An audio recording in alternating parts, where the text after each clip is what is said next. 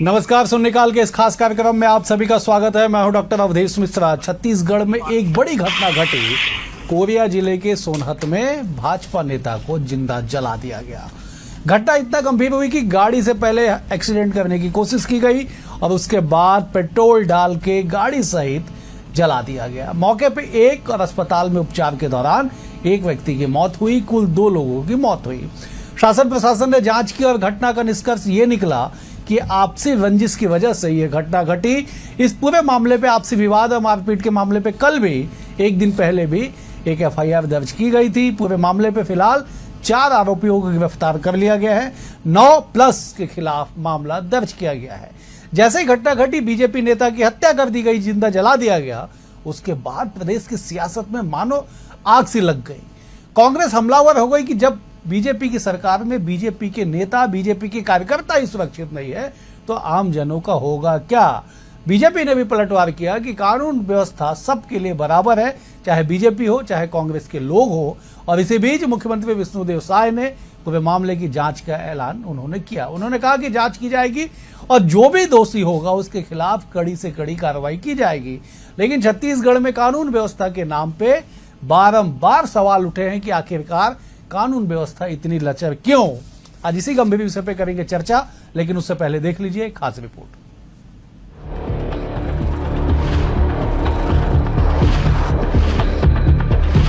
छत्तीसगढ़ में कानून का राज अब सिर्फ कागजी दावों तक सिमट कर रह गया है। सड़कों पर सरेराह धधकती गाड़ियां और बेखौफ घूमते अपराधी पुलिसिंग की घोर विफलता की गवाही दे रहे हैं। कोरिया में रेत के अवैध कारोबार की रंजिश में पेट्रोल डालकर बीजेपी नेता सहित 2 लोगों को फॉर्च्यूनर में जिंदा जला देना कानून व्यवस्था की रीढ़ टूटने जैसा प्रमाण दे रहा है। अंबिकापुर में बहन की इस्मत बचाने पर भाई की सरेआम पिटाई हो या राजधानी रायपुर में कमिश्नरेट प्रणाली लागू होने के बाद भी चाकू बंदूक की नोक पर सरेराह लूट, बदमाशों में खाकी का खौफ खत्म हो चुका है। बिलासपुर से लेकर गौरेला पेंड्रा मरवाही तक हर जिला अपराध का हॉटस्पॉट बन चुका है। कोरिया जिले के सोनहत क्षेत्र के नौगई गांव में रेत कारोबार को लेकर बड़ी वारदात। सरेराह फॉर्च्यूनर को जलाया। बीजेपी नेता लल्ला सिंह समेत 2 की मौत, 3 घायल। पुलिस आरोपियों को हिरासत में लेकर कर रही पूछताछ। इलाके में खौफ का माहौल। राजधानी रायपुर में पिछले 2 हफ्तों में आधा दर्जन लूट की वारदात, गन और चाकू दिखाकर। अंबिकापुर, बिलासपुर, गौरेला पेंड्रा मरवाही समेत अन्य जिलों में लॉ एंड ऑर्डर पर सवार। पेंड्रा में पिछले महीने सराफा व्यापारी प्रदीप सोनी की बीच बाजार गोली मारकर हत्या। राजधानी में ही पिछले ही महीने जीजा ने 2 सालियों को गोली मारकर मौत के घाट उतारा। ये आंकड़े तो महज वानगी हैं। हकीकत में प्रदेश की कानून व्यवस्था पूरी तरह वेंटिलेटर पर है। कोरिया में हुए घटनाक्रम को लेकर मुख्यमंत्री विष्णुदेव साय ने कहा, मामला हमारे संज्ञान में है। दोषियों को गिरफ्तार किया गया है। उनके खिलाफ सख्त कार्रवाई की जा रही है। किसी भी दोषी को बख्शा नहीं जाएगा। लेकिन दूसरी तरफ कांग्रेस ने इस घटना को लेकर भाजपा सरकार को कटघरे में खड़ा कर दिया है। कांग्रेस का आरोप है कि प्रदेश में रेत माफियाओं को राजनीतिक संरक्षण मिल रहा है, जिसके चलते ऐसे अपराध बढ़ते चले जा रहे हैं। मेरे संज्ञान में है और उसमें पुलिस जांच कर रही है और उसमें अपराधी गिरफ्तार भी हुए हैं और किसी को नहीं बख्शा जाएगा। जांच में जो भी अपराधी पाए जाएंगे सबके ऊपर सख्ती से कार्रवाई। पूरे प्रदेश में सरकार के संरक्षण में रेत माफिया हावी हो गए और पूरे अवैध रेत उत्खनन भारतीय जनता पार्टी के नेता चला रहे हैं। अवैध रेत उत्खनन के लिए भारतीय जनता पार्टी के नेता सत्ता के संरक्षण में इस कदर हावी हो गए कि एक दूसरे के खून के प्यासा हो गए। छत्तीसगढ़ में एक के बाद एक घटती हिंसक वारदातें ये साफ बयां करती हैं कि प्रदेश की पुलिसिंग व्यवस्था इस वक्त सबसे गहरे संकट से गुजर रही है। जब दिन दहाड़े गाड़ियां फूंक दी जा रही हों, हत्याएं हो रही हों और राजधानी में भी लोग सुरक्षित ना हों, तो ये सीधे तौर पर कानून व्यवस्था पर सवाल खड़े करेगा। सत्ता पक्ष और विपक्ष के बीच चल रही राजनीतिक बयानबाजी से इतर असल चिंता आम जनता की सुरक्षा की है। अब सवाल यही है कि अपराधियों में पुलिस का डर पूरी तरह खत्म हो चुका है। बहरहाल पुलिस के आला अधिकारी जानते हैं कि ऐसे में केवल दावों से काम नहीं चलेगा। खाकी को अपनी धमक दोबारा कायम करनी होगी। वरना हालात पूरी तरह हाथ से निकल जाएंगे। BSTV के लिए शिवम दुबे की रिपोर्ट। इस रिपोर्ट को देख के आप समझ गए होंगे कि आखिरकार छत्तीसगढ़ के राजनीति में कानून व्यवस्था के नाम पे चल क्या रहा है और क्यों ऐसा रेत का वैध खेल खेला गया। जांच का विषय है कि भाजपा नेता की हत्या कर दी गई। आज इसी विषय पे करेंगे चर्चा, लेकिन इस रिपोर्ट के बाद पहले हम आपको मेहमानों का परिचय करा देते हैं। फिलहाल दो बेहद खास वरिष्ठ मेहमान हमारे साथ जुड़े। अमित श्रीवास्तव जी हमारे साथ है, कांग्रेस के मुख्य प्रवक्ता है, वरिष्ठ नेता है, सुप्रीम कोर्ट का अधिवक्ता। अमित जी बहुत स्वागत है आपका। बतौर राजनीतिक विश्लेषक, सूबे के वरिष्ठ पत्रकार, सियासत को बेहद करीब से जानने वाले बाबूलाल शर्मा जी हमारे साथ है। बाबूलाल जी आपका भी बहुत बहुत स्वागत है। कुछ देर बाद भाजपा के नेता भी हमारे साथ जुड़ेंगे, उनका भी परिचय आपसे कराऊंगा। लेकिन बाबूलाल जी, मेरा पहला सवाल आपसे कि छत्तीसगढ़ में कानून व्यवस्था पे हमेशा से उंगली उठती रही है, क्यों? जरा समझाइए। आप तो उस दशक से पत्रकारिता कर रहे छत्तीसगढ़ को जान रहे हैं जब छत्तीसगढ़ की परिकल्पना भी धरातल पे नहीं की गई थी। बाबूलाल जी, देखिए, अपराध और अपराधी किसी सरकार को देख कर नहीं कोई भी प्रक्रिया करते हैं।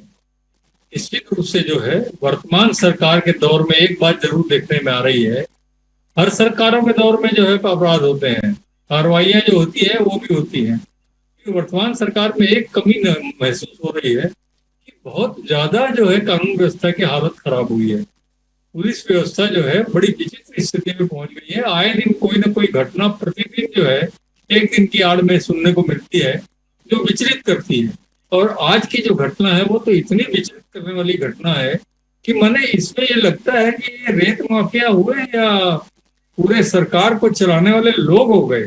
सरकार का कोई डर नहीं, पुलिस का कोई डर नहीं और किसी भी प्रकार से जो है कोई प्रकार का खौफ नहीं, और सरेआम जो है गाड़ियों को जलाया जा करके लोगों को जला दिया जा रहा है। बड़ी बात है।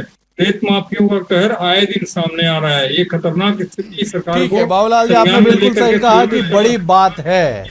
इस बड़ी बात के पीछे की कहानी और अपराधियों को मिलते बल पे भी चर्चा करेंगे। बीजेपी से हमारे साथ वैभव बैस जी जुड़ गए हैं। आप वरिष्ठ नेता है, प्रवक्ता है, बड़े विद्वान प्रवक्ता माने जाते हैं। वैभव जी बहुत स्वागत है आपका। वैभव जी, छत्तीसगढ़ में नदियों से निकलने वाले रेत के अवैध खेल पे हमेशा सवाल उठा है। आप अगर आंकड़ों पे जाएंगे तो लगभग 44 नदियां, 300 घोषित रेत घाट, और यहाँ पे खूनी खेल कोई पहली बार नहीं है। लेकिन भाजपा नेता की इस बेदर्दी से जला के मार दिया जाना, आपसी रंजिश, हालांकि निष्कर्ष में अब तक निकल के आया है कि आपसी रंजिश की वजह से ये घटना को कारित की गई है। लेकिन आप समझिए कि जिस प्रदेश में, जिस देश में, जिस पंचायत में, जिस नगर निगम में बीजेपी की सरकार हो, वहां पे जनपद के पूर्व उपाध्यक्ष को जला के मार दिया जाता है। क्या कहेंगे? निश्चित तौर पे बहुत दुर्भाग्यजनक घटना है और मुझे लगता है कि छत्तीसगढ़ के आबो हवा को बिगाड़ने की एक छोटी समझी साजिश मानी जाए इसको। भारतीय जनता पार्टी की सरकार ने रेतों की खदान की भी नीलामी ऑनलाइन की है इस बार। उसके बाद ये जो आपसी रेत के वर्चस्व में जो दुर्घटना हुई है, ये घटना हुई है, ये अमानवीय है। मुझे लगता है कि छत्तीसगढ़ के इतिहास में ऐसी घटना कभी नहीं हुई। तो माननीय मुख्यमंत्री जी ने इसके ऊपर संज्ञान लिया है और मुख्यमंत्री जी ने आश्वस्त किया है कि इसमें किसी भी दोषी को बख्शा नहीं जाएगा और कड़ी से कड़ी कार्रवाई करके सजा दिलाई जाएगी। ठीक है अमित जी, छत्तीसगढ़ की तासीर ऐसी रही नहीं है साहब। आप तो बड़े वरिष्ठ अधिवक्ता हैं, तमाम तरह के आपराधिक मामले को आप देखते हैं। छत्तीसगढ़ की तासीर नहीं रही है कि रेत के खेल में ऐसा लिप्त हुआ जाए कि एक नेता को जिंदा जला दिया जाए। क्यों तासीर बिगड़ रही है? क्यों आबो हवा खराब हो रही है? क्यों हमारा शांत प्रदेश इस राह पे चल पड़ा है कि अपराधियों के मन में तनिक भी खौफ नहीं है अपराध को घटित करने के लिए? देखिए, निश्चित तौर पे बहुत दुखद घटना है। मैं आपको एक बात कहना चाहता हूं कि जब छत्तीसगढ़ में अपराधियों का भय लगता है, उनको भय खत्म हो गया है।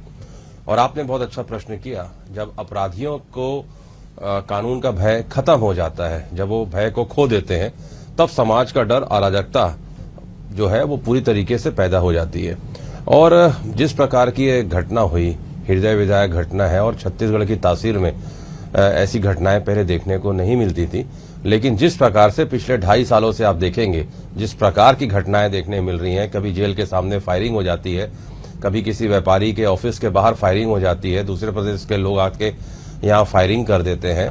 और जिस प्रकार से ये घटना हुई, ये दर्दनाक जो घटना हुई है, कहीं ना कहीं हम सबको इसने झकझोर के रख दिया है। और कानून का राज, अब जैसा आपके अभी जिसने आपके यहाँ स्क्रिप्ट लिखी थी, बहुत अच्छी स्क्रिप्ट लिखी थी, मैं सुन रहा था, उन्होंने एक अच्छा जो स्क्रिप्ट में लिखा कि छत्तीसगढ़ में कानून का राज अब सिर्फ कागजों पे रह गया है और वो अब दिख रहा है। क्योंकि जो भय का वातावरण निर्मित हुआ है पिछले 2.5 सालों में, जनता को भी नहीं लगा, इतना भय है जनता के में भी कि किस प्रकार की घटना कब कौन कारित करके चला जाएगा, ये अब लोगों को पता नहीं है। और जिस प्रकार से इस घटना में शामिल लोगों का नाम, जिनके ऊपर 9 लोगों के ऊपर FIR हुई है, 4 लोगों को गिरफ्तार किया गया और अन्य उसमें जोड़ा गया है अभी जी। और जिस प्रकार की जांच, मैं तो आपके माध्यम से कहना चाहता हूं कि निश्चित तौर पे जलाने वाले का नाम जो आ रहा है वो भाजपा नेता, जिसका नाम आया है वो भाजपा नेता, जिसकी मौत हुई है वो भाजपा नेता। तो छत्तीसगढ़ में रेत का खेल कहीं रक्त रंजित तो नहीं हो गया, रक्त चरित जो रेत चरित तो नहीं हो गया है। और जिस प्रकार की घटनाएं आ रही हैं, पिछले बार भी आई थी ये घटनाएं, सब हुई थी रेत के झगड़े में। तो मैं आपके माध्यम से जानना चाहता हूं, क्या कोई संगठित गिरोह बना के रेत का काम कर रहा है? और अगर कर रहा है तो क्या प्रशासन उस पर लगाम नहीं कस पा रहा है, या प्रशासन की नाकामी के कारण इन प्रकार की घटनाएं हो रही हैं? और जिस प्रकार से कानून का राज होना चाहिए वो छत्तीसगढ़ में देखने को नहीं मिल रहा है, और कानून व्यवस्था पूरी तरीके से वेंटिलेटर पे जो आ गई है। जनता को यही डर है और इतने हौसले बुलंद हो गए अपराधियों के कि आज आपकी गाड़ी में बैठा के आग लगा दी जाती है। मतलब आप समझिए कि कितना खराब वातावरण हो गया है। हौसले इतने बुलंद हो गए हैं कि खुलेआम वारदातों को अंजाम दिया जा रहा है। और दे कौन रहा है? दोनों भाजपा के नेता। ये अभी तक तो ये कहते थे इनके ऊपर आरोप लगा देते हैं, हमारे ऊपर आरोप, क्या किसी के ऊपर भी आरोप लगा देते थे। लेकिन मैं फिर कह रहा हूं, अभी आदरणीय मुख्यमंत्री जी ने भी जिस प्रकार से कहा कि मेरे संज्ञान में यह है, मैं बड़े जिम्मेदारी के साथ कहना चाहता हूं कि जो भी व्यक्ति, जिनका भी नाम इसमें आता है, उसे सख्त से सख्त, कठोर से कठोर सजा होनी चाहिए। और ये केस कोई स्पेशल केस मान के इसको टाइम बाउंड करना चाहिए, ताकि इसका फैसला टाइम बाउंड आए और ये एक लैंडमार्क बने कि छत्तीसगढ़ की तासीर में, राम के ननिहाल में, कौशल्या माता की धरती में इस टाइप की अगर घटना को कोई अंजाम देगा तो उसको इतनी कड़ी सजा मिलेगी कि आने वाले समय में कोई सोचे भी तो उसके हाथ कांपे। ठीक है, ये हमारे देश का दुर्भाग्य अमित जी कि हम बहुत जल्दी चीजों को भूल जाते हैं। मैं एक तारीख याद दिला देता हूं, अमित जी आप भी सुनिएगा, वैभव जी आप भी सुनिएगा, फिर जवाब आपको देना है। 11 मई 2025 पिछले साल की घटना है कि शिव बचन सिंह, पुलिस कांस्टेबल, रेत के माफिया, सनावल थाना, बलरामपुर जिला, ट्रैक्टर से कुचल के मार देते हैं। कहा जाता है कि साहब ये ऐसी घटना है जो इतिहास में नजीर बनेगा कार्रवाई को लेके, कि दोबारा रेत माफियाओं आंख उठा के नहीं देख पाएंगे इस तरह की घटना को करने में। 1 साल से कुछ माह अधिक बीता है, भाजपा नेता को जला के मार दिया गया। वैभव जी, आरक्षक की मौत हुई थी इसी तरह से, मैंने तारीख बता दी आपको। यही राजनांदगांव है जहां पे ग्रामीणों पे गोली चला दी गई थी रेत माफियाओं के द्वारा। दर्जनों मामले हैं, सदन से लेकर सड़क तक, जो गूंजते हैं, सुनाई देते हैं। लेकिन हौसले इतने बुलंद क्यों?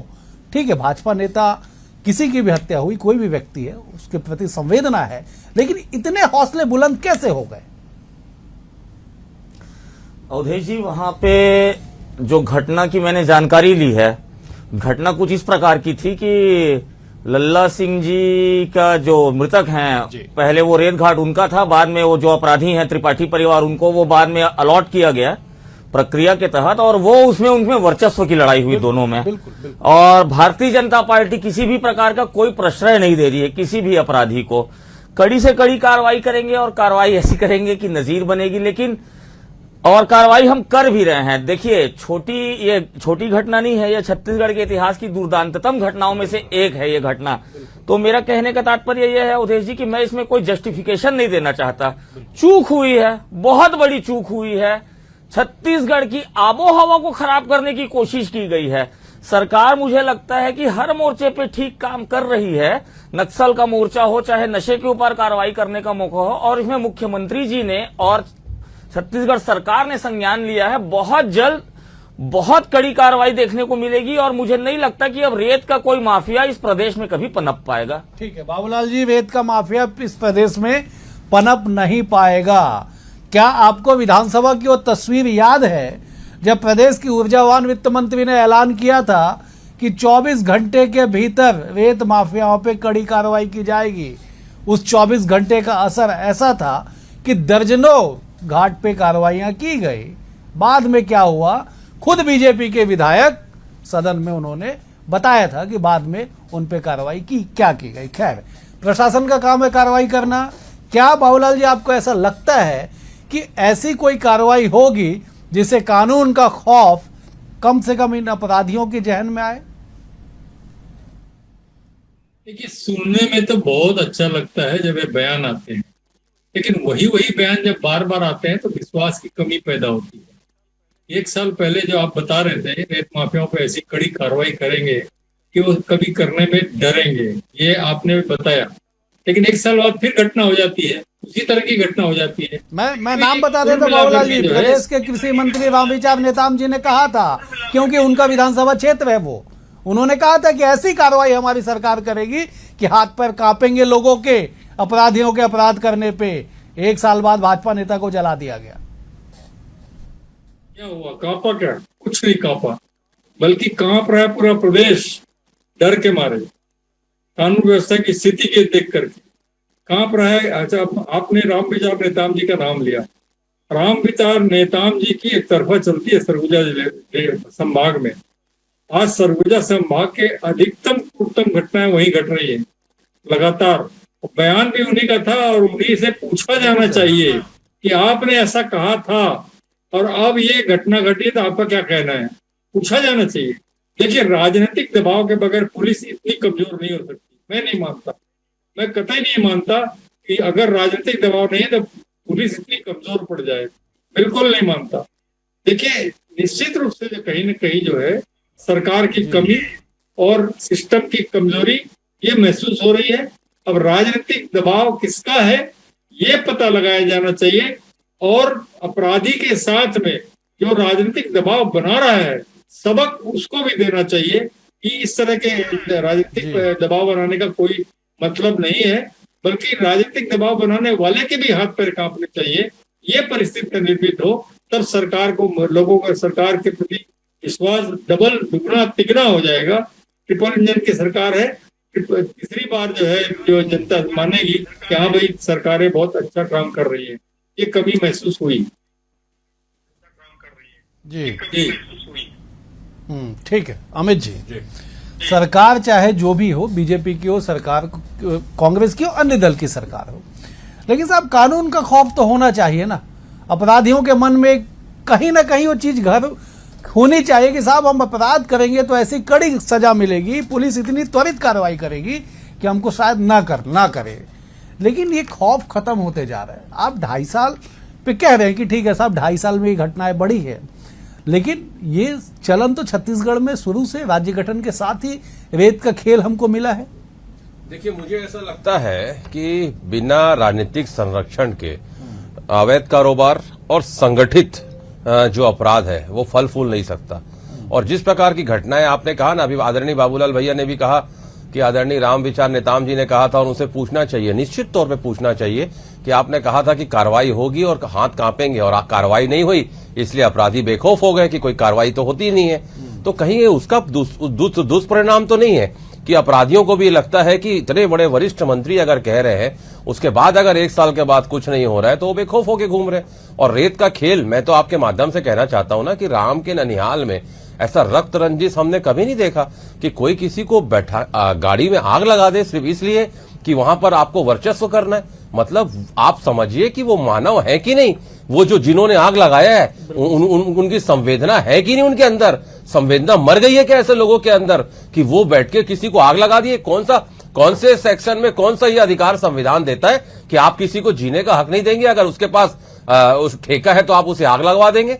मतलब आप समझिए कि ये छोटी मोटी घटना नहीं है अवधेश जी, इसको यही स्टॉप करना पड़ेगा। और मैं मेरे अनुज बैठे हैं, बिल्कुल उन्होंने ठीक कहा कि ये इस पे हम कार्रवाई करेंगे, लेकिन मित्र बार बार यही स्टेटमेंट, जैसा आदरणीय बाबूलाल भैया ने कहा कि जब बार बार ऐसे स्टेटमेंट सुनने आते हैं कि कर आ जाएगा तो मैं आपके माध्यम से पूछना चाहता हूं कि सरकार के पास कोई ठोस रणनीति इन रेत माफियाओं को रोकने की है भी कि नहीं।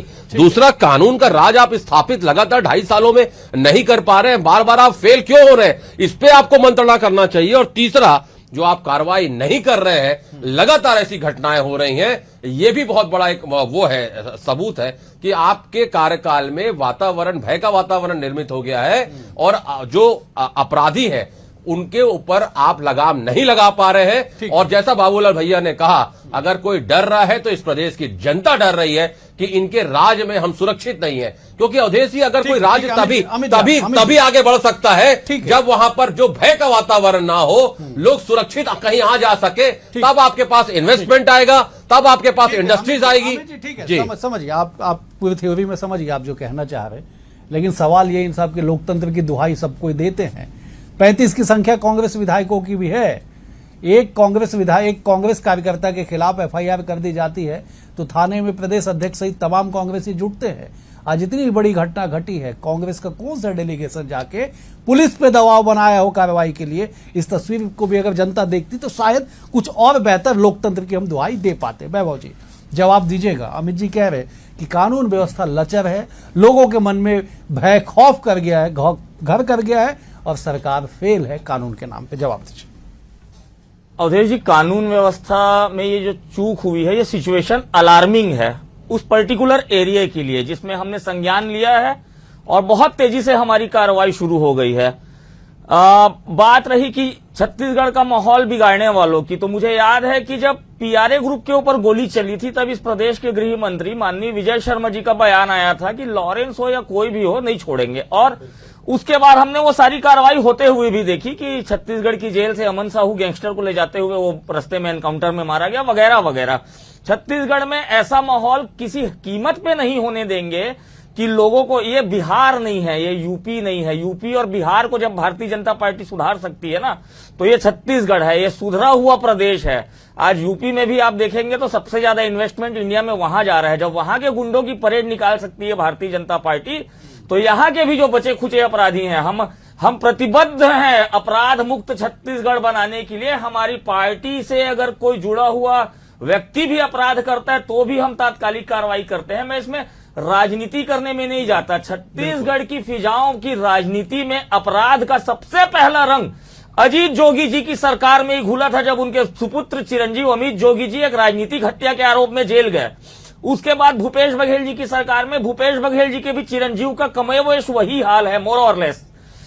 तो कांग्रेस के एक युवा विधायक जो सैकड़ों करोड़ की सरकारी संपत्ति को आगजनी करवाए बलौदाबाजार में, उनके लिए सचिन पायलट जी यहां आके पदयात्रा किए। देखिए, हम ऐसी कोई भी प्रश्रय नहीं देंगे, चाहे कोई हमसे जुड़ा हुआ हो, चाहे हमसे ना जुड़ा हुआ हो। छत्तीसगढ़ प्रदेश की कानून व्यवस्था को, छत्तीसगढ़ की आबोहवा को जो भी खराब करने की कोशिश करेगा, उसकी धज्जियां उड़ा देंगे, उसको मिट्टी में मिला देंगे। ठीक है अमित जी, अब क्या बच गया? अब तो मिट्टी तक बात हो गई, मिट्टी में मिला दिया जाएगा, अब क्या बचा राजनीति में, बताइए। दिक्कत यही है, जितना बाबूलाल भैया ने भी अभी कहा, सुनने में जो अच्छा लगता है, अगर वो होते हुए दिखता तो वाकई में आज मेरे अनुज की मैं यहाँ से तारीफ करके जाता।